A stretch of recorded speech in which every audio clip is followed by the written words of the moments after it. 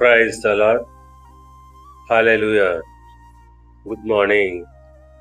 క్రీస్తునందు ప్రియులారా, ఈ ఉదయ కాలంలో మరొక నూతన వాగ్దానంలో మనము ఈరోజు ప్రారంభించుకున్నాము.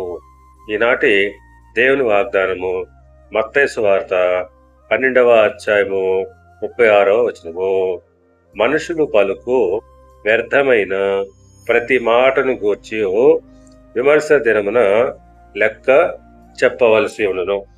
పిల్లరా, మనుషులు పలికే ప్రతి మాటను బట్టి మనము తీర్పులోకి రావాల్సి ఉంటుంది. కాబట్టి మనము మాటలను చాలా జాగ్రత్తగా ఉపయోగించాలి. అవి చాలా శక్తివంతమైనవి. మన మాటను బట్టి దాని ప్రతిఫలాలు మనము పొందుకుంటాము. సామెతల గ్రంథము 18వ అధ్యాయము 21వ వచనం ప్రకారంగా జీవ మరణములు నాలుక వశము, దాని యందు ప్రీతి పడువారు దాని ఫలము తిందురు. అవును, జీవ మరణాలు నాలుక వశములో ఉంటాయి.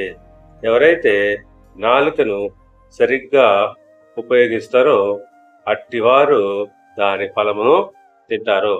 దేవుడు మిమ్మల్ని దీవించి ఆశీర్వదించి వర్ధిల్ల చేయనుగాక.